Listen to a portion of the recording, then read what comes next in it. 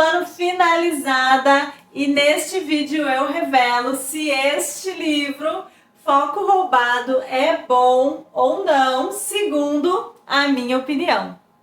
Olá pessoal, sejam muito bem-vindos, eu sou a Leonela e este é o meu canal. Este livro é bom, um canal literário que traz diversas dicas sobre livros sem nenhum preconceito literário. No vídeo de hoje eu falo deste livro aqui, Foco Roubado, Os Ladrões de Atenção da Vida Moderna, do escritor Johann Hari, livro publicado recentemente, em 2023, pela editora Vestígio. E antes de revelar se esse livro é bom, eu quero falar de algumas questões bem importantes que eu observei ao fazer a leitura desse livro e que eu poderia chamar até mesmo como se fossem 2 tapas na cara que eu levei a respeito dessa leitura.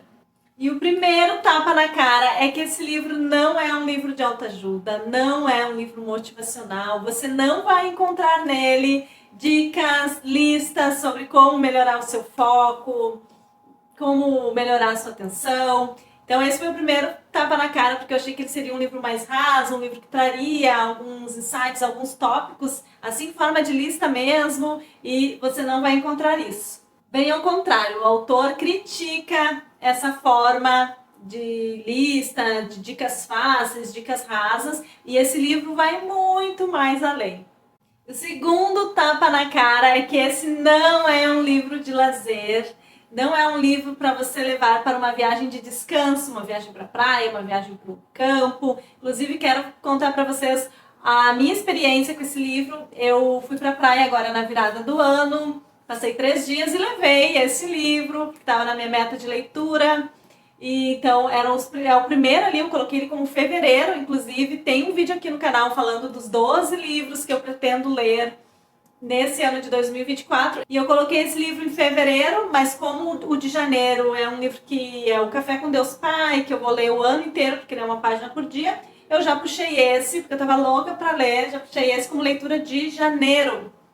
Mas eu me surpreendi, porque eu levei ele pra praia, momento de lazer, e eu consegui ler apenas umas 5 páginas nos 3 dias que eu fiquei, porque ele é um livro que precisa de concentração total. Eu não tinha levado nada para anotar, porque eu achei que eu ia relaxar na beira da praia lendo esse livro, e eu não levei os recursos que eu utilizo, e eu utilizei inclusive nesse livro, como os meus marcadores, marca-texto, lapiseira, que eu gosto de fazer as minhas anotações. E eu não levei nada disso, então uma leitura que não era para esse tipo de lazer. Ele é um livro para ler em casa, bem focada no seu momento de estudo.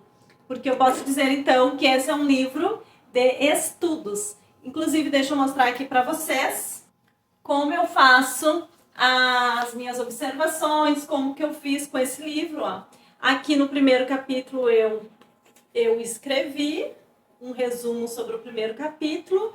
Fiz os marcadores com alguns trechos que eu achei bem interessante e também ao longo de todo o livro, marca texto nos trechos interessantes do livro e assim eu fui estudando. Então você que tem esse seu método de estudo, caso não tenha, pode utilizar o meu, mas caso você já tenha o seu, já fique com ele em mãos, se você gosta de anotar em caderno, como você gosta de fazer, post-it. Se você for ler esse livro, saiba que você vai ter que ler desta forma para tirar o melhor aprendizado, porque ele não é um livro motivacional, um livro raso, com dicas rápidas, ele é um livro para estudos.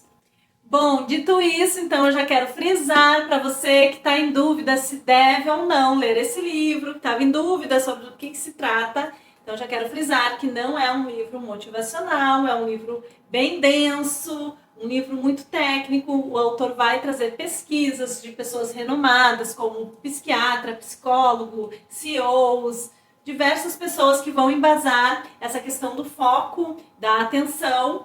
Então é um livro realmente muito denso, uma leitura muito focada. E já vou mostrar para vocês como é dividido esse livro, os capítulos dele, o sumário. Ele vai ter esta forma aqui, então ele vai ser dividido em 12 forças. Cada capítulo é uma força que o autor vai destacar para nós, forças que roubam a nossa atenção, com pesquisa, como a gente faz para para lutar, digamos assim, de certa forma, contra essa força. E também vai ter a introdução e a conclusão. E já vou contar então uma breve sinopse desse livro para você entender cada força e o que traz aí a história dessa pesquisa. Na introdução, então, ele vai trazer um exemplo pessoal da vida dele, quando ele percebe que a falta de foco e atenção está roubando, de certa forma, a vida dele, está acabando ali com o que ele pretende fazer, se desenvolver. Ele até vai trazer um momento que ele não conseguia nem focar na leitura de livro. E ele vai contar, então, um exemplo do sobrinho dele, o Adam, quando estava com 9 anos, que era muito fã do Elvis Presley. Adorava cantar as músicas, uma criança muito animada. E um dia eles fizeram uma promessa que eles iriam visitar a mansão que o Elvis Presley fez para a mãe dele, deu para a mãe dele, a Graceland. E ficou na promessa, o tempo passou, o sobrinho cresceu, estava com 19 anos, eu acho, mais ou menos isso. Mas com essa idade, o sobrinho era outra criança, já nem lembrava mais de Elvis Presley.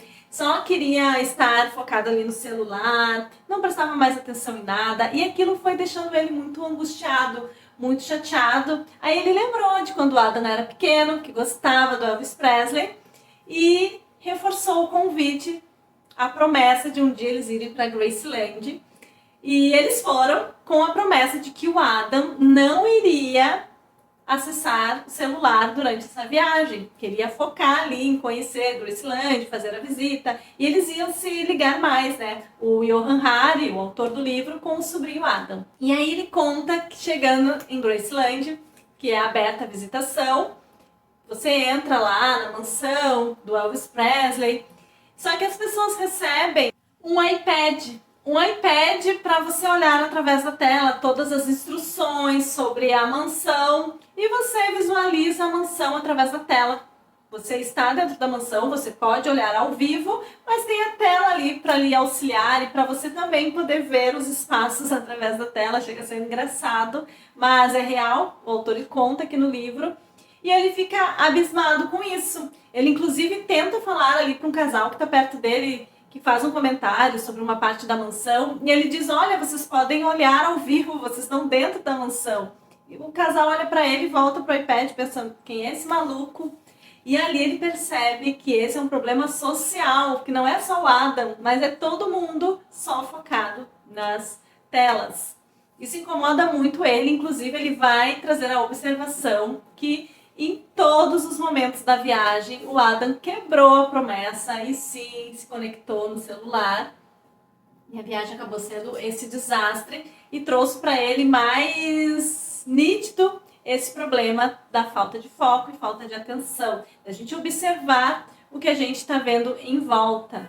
Nessa falta de foco, de atenção, na introdução ainda ele vai ressaltar quando ele foi ver lá o quadro da Mona Lisa, né, em Paris, onde as pessoas estavam mais interessadas em fazer uma selfie, em tirar foto do quadro, do que realmente observar o sorriso da Mona Lisa. Então ele diz que aí mais uma falta de foco e atenção, de olhar o que realmente importa. Outros momentos em que as pessoas, ele vai destacando alguns momentos em que as pessoas estão mais interessadas em fazer a filmagem do que assistir ao espetáculo ao vivo ali que está acontecendo no momento presente, e as pessoas com o seu celular apenas querendo filmar. Vai trazer também que ele não conseguiu focar numa leitura de ficção, que antigamente ele conseguia ler muito mais, e tudo isso foi incomodando ele, até que ele resolve tomar uma atitude radical para resolver esse problema, que para ele era um problema individual. Ele resolve passar 3 meses numa desintoxicação digital, 3 meses sem celular, sem acesso à internet, sem nada desses recursos, numa praia em Provincetown, nos Estados Unidos. Então ele vai passar lá 3 meses, nesse momento aí, como se fosse um retiro da tecnologia. E quando ele toma essa decisão, ele termina um capítulo, a introdução, falando: liberdade, ó liberdade, por muito e muito tempo. Foi essa a sensação que ele estava tendo. E passamos para o próximo capítulo, onde começam as forças. E a força número 1, ele vai trazer a lição importante de focar em uma única tarefa sem distrações. Ele quer dizer que devemos não ficar alternando de uma tarefa para outra. Você começa uma tarefa e fica focado sem se distrair, sem olhar para o celular, sem olhar para as notificações. Então, essa seria a primeira força, sem distrações, foque em uma única tarefa. E a cada força que ele traz no livro, ele vai trazendo as pesquisas, as pessoas importantes dessa pesquisa, como eu disse, psicólogos, psiquiatras, CEOs, engenheiros da tecnologia, pessoas aí entendedoras, né, deste assunto. Então, são pesquisas muito bem embasadas. Outra situação bem interessante que acontece na força número 1, porque aí o autor ele vai falando da trajetória dele, desde antes dele ir para a Provincial, até a chegada dele em Provincial e depois a saída dele, a volta dele à rotina. Então, a introdução, ele fala como ele tomou essa iniciativa de se isolar ali sem as redes sociais, sem a internet, em Provincial. Aí depois, na força número 1, ele já chega lá nessa cidade, ele vai contando ali o dia a dia dele, que tá tudo bem, ele leva um monte de livro, ele leva apenas um celular antigo que tem um único botão, que ele aperta caso ele tenha alguma emergência, e também ele leva um notebook velho, antigo, para apenas digitar, ele quer começar a escrever um livro. Então ele vai contando essa adaptação dele logo que ele chega em Provincial. E o capítulo Força número 1 termina com o 14º dia do Johann Hari em Provincial, sem essas tecnologias. E ele conta que no 14º dia ele acorda logo pela manhã, abre os olhos e já com a mão assim, tateia procurando o celular. E aí que cai a ficha dele, que ele já tá esse tempo todo que não tem o celular disponível ao alcance dele. E aí ele conta que ele experimenta a pior semana que ele teve em muitos anos. E eu achei essa parte muito interessante. O capítulo termina assim. E você fica querendo saber o que acontece depois disso. E passamos para a força número 2, onde o aprendizado é o estado de fluxo, a importância na primeira força a gente remove as distrações, foca numa única tarefa e quando você estiver focado, você entra em estado de fluxo. O estado de fluxo é a maneira mais intensa de concentração que a gente pode chegar. Essa é a força número 2, mantenha o estado de fluxo. E claro, novamente, ele vai explicar o que é o estado de flow e tudo mais. Então, super bem embasado. E como a gente luta, né, contra essa força que quer manter a gente sempre disperso, sem entrar em fluxo. Terceira força, ele vai chamar de o aumento da exaustão físico e mental. A importância do sono para mantermos a atenção, para nos mantermos mais focados no dia a dia. Então, ele vai trazer nesse capítulo uma explicação muito interessante, que a gente às vezes acredita que o sono é um momento só de ficar inerte, não ter nenhuma atividade, um momento que muitas pessoas consideram até inútil, mas não, ele vai falar dessa importância do sono, que o sono nos restaura, faz uma limpeza mental. É uma pesquisa muito interessante que traz a força número 3. O capítulo número 4, a força número 4, minha força favorita, então vocês já podem imaginar do que se trata. Ele vai chamar de o colapso da leitura sustentada, a importância de conseguirmos ler uma ficção que gere empatia, que a importância também de ler livro impresso, não apenas a leitura de um PDF, a leitura de uma tela, mas lermos mais o livro impresso. Vai trazer pesquisas da queda da leitura e é um capítulo incrível, onde ele também vai destacar que ler em profundidade é uma característica dos livros e eu achei isso incrível. Força número 5, a disrupção da divagação mental. Disrupção, ruptura. A gente parar de pensar que devagar, ficar ali divagando mentalmente, sem estar numa tela, sem estar ouvindo uma música, sem estar fazendo nada, apenas pensando, isso é inútil, isso não tem valor. E ele fala que isso é muito válido, que ele vai trazer a experiência dele em Provincial, caminhando pela praia, o tanto de insights que ele teve, quando ele ficou com ele mesmo, quantas observações ele aprendeu a respeito de questões internas dele. E ele fala então dessa importância de sentir a mente vagar. Então ele fala que você deve tirar alguns momentos do seu dia para não fazer nada, só ficar divagando realmente, sem música, nada. Ele diz que você vai ter os seus melhores insights a respeito de si mesmo. Outra situação interessante que ele trouxe nessa força número 5, que foi um exemplo que aconteceu com ele.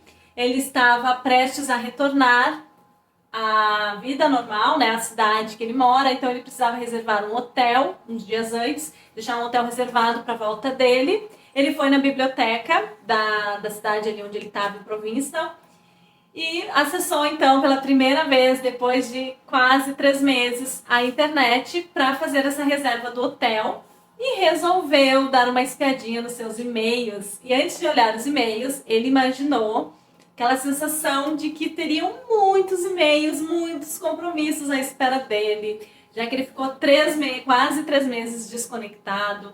Então ele achou que iria ter muitas demandas. E qual foi a decepção dele? Ele até escreve que o ego dele foi ferido quando ele percebeu que nem tinha tanta coisa assim, que ele havia sido esquecido. A sensação é que ele havia sido esquecido pelo mundo. Sim, o mundo tinha esquecido dele, ele não era tão importante assim, não haviam tantos e-mails, e é bem isso. Eu também pensei que às vezes a gente tem essa sensação. A gente deixa o celular um pouco de lado e quando pega, imagina, vai ter tanta gente atrás de mim, vai ter tanta mensagem, tantos compromissos, e às vezes nem tem nada. E é isso que ele quer trazer, que a gente se acha tão importante, a tecnologia faz tão parte da nossa vida, mas às vezes nem é tudo isso.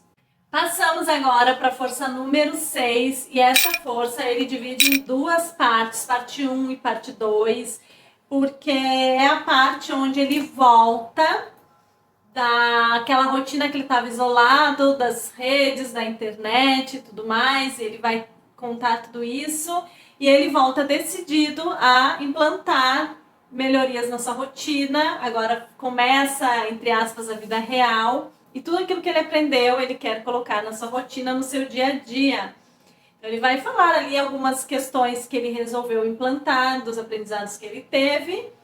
E o que vocês acham? Que vai dar certo? Que essa desintoxicação digital foi o suficiente ou não? E claro que não foi suficiente. Por isso ele resolveu dividir esse capítulo em parte 1 e parte 2, onde o título é A Ascensão da Tecnologia que nos rastreia e manipula. É aí que ele descobre que o problema é muito maior, que a situação não é apenas individual. E eu até destaquei aqui, onde eu digo, aqui o autor descobre que não adianta apenas uma desintoxicação digital, ou seja, medidas radicais não são a solução. E ele vai trazer um trecho aonde um CEO, estrategista do Google, um ex-estrategista do Google, explica para ele o porquê que medidas radicais não adiantam. E disse que uma desintoxicação digital não é a solução, pela mesma razão que usar uma máscara de gás na rua 2 dias por semana não resolve o problema da poluição. Pode, por um curto prazo, atenuar alguns efeitos no nível individual, mas não é sustentável. É aí que ele aprende que ele precisa fazer outras coisas e que o problema é muito maior do que ele imagina. E como sendo um problema muito maior do que ele imagina, eu destaquei um trecho em que ele fala: os engenheiros e designers de tecnologias das Big Tech criam cada vez mais estratégias de reter a nossa atenção. Então é como se a gente estivesse lutando individualmente com pessoas preparadíssimas para reter a nosso foco, a nossa atenção. Então, como que a gente vai medir força com as Big Techs, com engenheiros preparados, CEOs do Google? É muito difícil, e é aí que ele percebe que aquelas medidas dele eram poucas, não eram sustentáveis. E vamos para a força número 7, o autor chamou de ascensão do otimismo cruel. ou por que mudanças individuais são um começo importante, mas insuficiente. E essas mudanças individuais que ele chama de insuficiente seria a desintoxicação digital, ou ele chama também de dieta digital. Tudo isso é importante, é relevante, mas não resolve o problema. E otimismo cruel é achar que pequenas soluções vão resolver o problema, mas também é julgar que o outro precisa ter força de vontade, que é só ele largar o celular, que é só ele desligar o celular, que é só apertar um botão. Isso que ele chama de otimismo cruel, querer colocar no indivíduo, apenas no indivíduo, a responsabilidade de ter mais foco, de largar as redes sociais, de passar menos tempo no celular. E ele traz uma pesquisa muito grande a respeito disso, como se nós tivéssemos que medir força com pessoas altamente qualificadas em reter a nossa atenção. Então, quando as pessoas dizem esses motivacionais, essas questões de que é só você ter força de vontade, não é só isso. Então é isso que ele quer dizer, que é um otimismo cruel. E ao dizer isso, ele passa para um capítulo que não é a força, é como se ele estivesse fazendo uma pausa das forças, e é apenas um capítulo onde ele intitula como Os Primeiros Vislumbres de uma Solução Mais Profunda. A solução mais profunda seria fugir apenas da desintoxicação digital, apenas da dieta digital, parar de culpar indivíduos individualizados, né? Como se ele fosse fraco, se ele não tivesse força de vontade, motivação e tudo mais.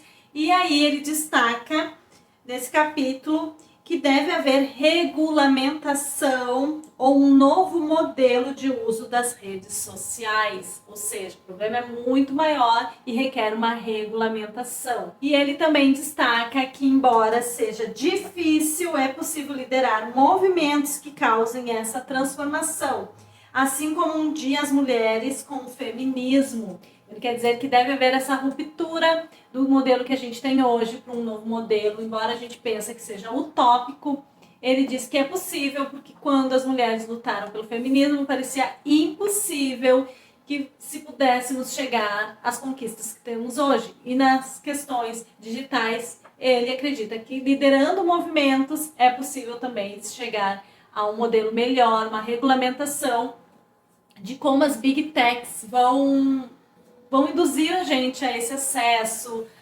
Enfim, uma regulamentação é bem interessante. Parece meio impossível, meio utópico, mas bastante importante. E eu achei um capítulo bem interessante também. Por isso, é um estudo muito aprofundado, por isso que eu disse que não é um livro raso, porque o livro raso talvez diria alguns passos para a gente seguir e a gente ficaria com aquela culpa de que tudo a gente tem que fazer sozinho, tem que ter mais motivação, e ele vai além. E passamos para a próxima força, força número 8, que é o surto do estresse, como ele desencadeia a vigilância. Ele diz que é impossível a gente manter a atenção e foco numa atividade se a gente está num ambiente estressor, um ambiente que requer que a gente esteja o tempo todo vigilante, tensos. Ele até dá um exemplo de que se a gente está num local onde a gente está prestes a ser atacado por um urso, a gente não vai poder focar em mais nada, a gente só vai querer ficar atento para se defender. Então ela faz essa analogia e depois vai explicando melhor o que seria um ambiente estressor e do quanto um ambiente estressor é diferente para a gente focar quando a gente está num ambiente mais tranquilo. E é muito interessante essa pesquisa. Ele traz também que o modelo de negócio por trás da tecnologia é mais problemático do que a internet e os celulares. Depois, novamente, uma pausa nas forças e vem um próximo capítulo aqui, onde ele chama de os lugares que descobriram como reverter o surto de velocidade e exaustão. Então ele vai trazer alguns exemplos positivos que já estão funcionando. E também é bastante interessante ler este capítulo. E passamos depois para as forças 9 e 10, um capítulo onde ele une essas duas forças e ele vai intitular essas duas forças unidas como nossas dietas deteriorantes e a poluição crescente. Como eu disse, o livro vai além de questões individuais, ele vai falar de como a alimentação interfere na nossa atenção, a poluição do ar, das cidades, Então é um livro muito profundo e a força 9 e 10 vai ser sobre isso. E a força número 11 é um capítulo realmente para estudo, para abrir a sua mente sobre um tema que está muito popular, que é sobre o TDAH. Ele vai chamar de o aumento do TDAH e como estamos reagindo a isso. Nesse capítulo ele vai trazer pesquisas, experimentos, onde especialistas dizem que nem tudo é TDAH, que às vezes a falta de atenção, a falta de foco podem ser outras questões, principalmente nas crianças, de como se estão medicando crianças sem antes averiguar do porquê daquela falta de atenção, daquela hiperatividade. É muito interessante, é um capítulo assim, onde você vai aprender muitas coisas sobre TDAH, que a gente nem para pensar e que não é tão raso, não é tão popular assim. Última força deste livro, força número 12. E antes de eu falar para vocês essa última força, que é muito interessante também esse capítulo, eu nunca poderia imaginar como o autor chegou nessa força. Quero lembrar vocês que o livro vai ficar aqui na descrição com um link que remete à compra do site da Amazon. Se você se interessar, adquira pelo link e assim você apoia o canal. E a força número 12 é o confinamento físico e psicológico das crianças. Confinamento físico. Ele quer dizer que as crianças não brincam mais sem que haja uma supervisão dos adultos, sem que os adultos fiquem o tempo todo ali, mediando as brincadeiras das crianças, mediando o comportamento da criança, que a criança está num confinamento, que falta essa liberdade que tínhamos, eu na minha infância, tinha essa liberdade de brincar sem que meus pais estivessem o tempo todo cuidando do que eu estava fazendo. E nisso se tem muito mais criatividade, se inventa muito mais brincadeiras. E ele vai discorrer, vai fazer pesquisa, vai em escola, que já atribui esse brincar livre nas escolas. É um capítulo muito interessante, onde vai focar na questão das crianças. Terminado esse último capítulo, a última força, a força número 12, ele vai para a conclusão, onde ele vai chamar de a rebelião da atenção, vai trazer diversos insights. Claro que o livro não termina com uma conclusão, com um desfecho, faça isso, é isso que vai resolver nosso problema, mas vale muito a pena a conclusão, porque ele vai fazer esse fechamento de tudo que ele fala e termina de forma muito interessante, então.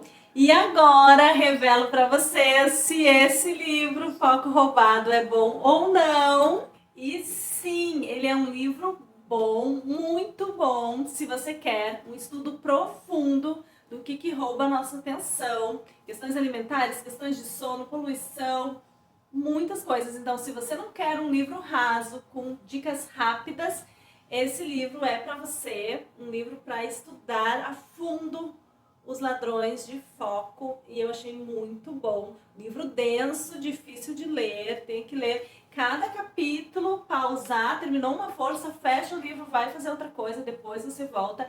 Foco total quando você estiver lendo, faça suas anotações e aproveite essa leitura. E se você gosta desse tipo de conteúdo, deixa aqui nos comentários o que você achou dessa resenha, desse resumão que eu fiz para vocês. E a gente se vê em breve. Tchau, tchau!